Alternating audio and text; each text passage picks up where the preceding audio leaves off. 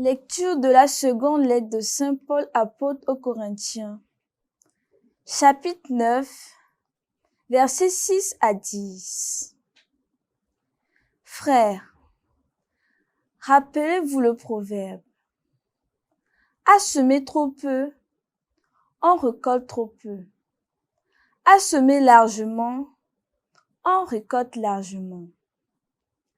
Chacun doit donner comme il a décidé dans son cœur, sans regret et sans contrainte. Car Dieu aime celui qui donne joyeusement. Et Dieu est assez puissant pour vous donner toute grâce en surabondance, afin que vous ayez en toutes choses et toujours tout ce qu'il vous faut, et que vous ayez encore du superflu pour faire toutes sortes de biens. L'Écriture dit en effet, l'homme qui donne aux pauvres à pleine main demeure juste pour toujours. Dieu, qui fournit la semence au semeur et le pain pour la nourriture, vous fournira la graine et la multipliera. Il donnera toujours plus de fruits à ce que vous accomplirez dans la justice. Parole du Seigneur. Nous rendons grâce à Dieu. Dieu aime qui donne avec joie. Dieu aime qui donne avec joie. Heureux qui craint le Seigneur, qui aime entièrement sa volonté. Sa lignée sera puissante sur la terre. La race des justes est bénie. Dieu aime qui donne avec joie. L'homme de bien a pitié. Il partage. Il mène ses affaires avec droiture. Cet homme jamais ne tombera. Toujours on fera mémoire du juste. Dieu aime qui donne avec joie. Il ne craint pas l'annonce du malheur. Le cœur ferme, il s'appuie sur le Seigneur. Son cœur est confiant, il ne craint pas. Il verra ce que valaient ses oppresseurs. Dieu aime qui donne avec joie. Homme de justice, de tendresse et de pitié, à pleine main, il donne aux pauvres.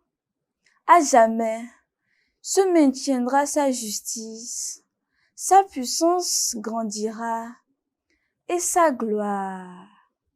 Dieu aime qui donne avec joie. Acclamation de l'Évangile.